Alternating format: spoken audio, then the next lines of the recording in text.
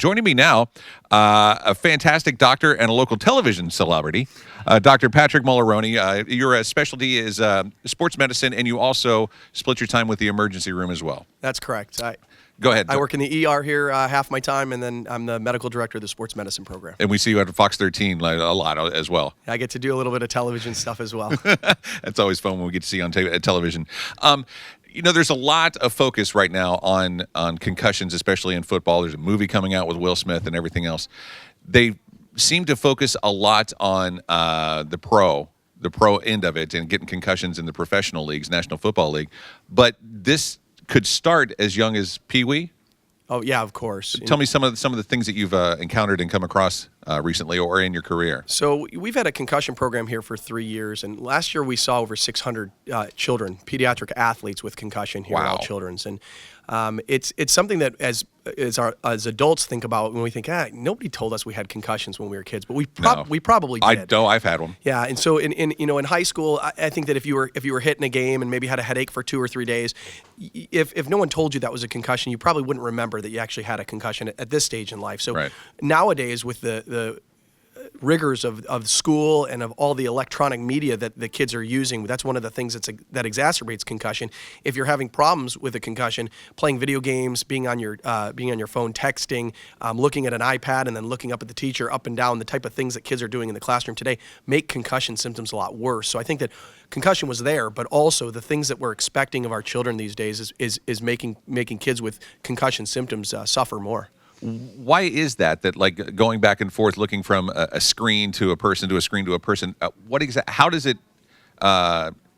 amplify it, and how does it? Why does it do that? Well, there's 2 problems going on with a concussion. The first is an energy crisis in the brain. So after a hit happens, you have electrolyte abnormalities and energy mismatch in the brain. So the brain just doesn't have as much energy as it normally would. And when those symptoms come on, when you've used up that energy, essentially, you develop headache and other symptoms. The second thing is a lot of kids get dizzy after concussion. It somehow messes with your vestibular system, which is that system behind the ear that helps you with your balance. So most of the kids that I have that have concussion also have balance issues. So when you're staring at multimedia, when you're staring at an iPad and scanning very quickly, or especially if you're playing video games, especially these first-person video games, like the shooter video games, your body's being told that your eyes are moving, but in actuality, the screen's moving around, your body isn't, so it even messes up your vestibular system more. So an example is if a kid is sitting in a classroom and they're looking at an iPad and then having to look up at the teacher, it's not like it used to be where the teacher's just lecturing in front of the classroom. There's a lot of that rapid eye movement up and down, and when you're having to refocus over and over again, it can cause even worsening dizziness and worsening concussion symptoms. When you have a head injury or a concussion, this is something I've always wondered about, and maybe this is just an old wives' tale from back in the day, being as old as I am. When you hit your head and all of a sudden you're tired, what causes that, and why did your parents always say, don't go to sleep, you got to stay awake? I think the reason why we say don't go to sleep is because of the way that we're raising children today is much different than maybe our parents or our grandparents. And maybe 30, 40 years ago, a kid falls off the playground set and hits his head and feels tired, might be put to bed for the whole night, so might not be observed for 12 hours. It's not that the child can't go to sleep, it's that the child can't be unobserved. If somebody has a head injury and they're having any symptoms, they should be observed for the next 2 to 4 hours to make sure that those symptoms aren't getting worse. So if a child did hit their head and had a bleed or had a skull fracture with a bleed, if you put them to bed and then don't check on them for 12 hours, the symptoms get worse and they go from headache to now slurring the speech to now not able to talk to now having breathing difficulties over hours, over a couple hour period. So that's why that's where that probably comes from, where don't put the child to sleep, because they need to be observed after a head injury. Why do you get tired? Because of the energy crisis that's going on with your brain. Your body's trying to shut down because when using the brain, it causes more headache or more symptoms. I'm not trying to single out any particular sport, but what sport do you see most of your head injuries from? So looking at the data, for males, it's football. There's more concussions in football, and for females, it's actually soccer. And girls who play soccer have more concussions than the boys that play soccer, and we don't really know the reason why that is. Some people think that it's that the women are smarter and that they know to recognize the symptoms and report those symptoms, but we're not. I would definitely go with that. Yeah. No doubt in my mind. But, we see concussions in all sports. I've seen concussion from swimming, gymnastics, skateboarding, all the way up through football. Wow. And do you see it more on a high school level or middle school? It seems that most of the kids that we take care of are over the age of 12. It seems like that younger age, that 6 to 10-year-old range, they might get short-lived symptoms, but they don't suffer like the high school athletes do. They don't keep the symptoms as long, and we really don't know why.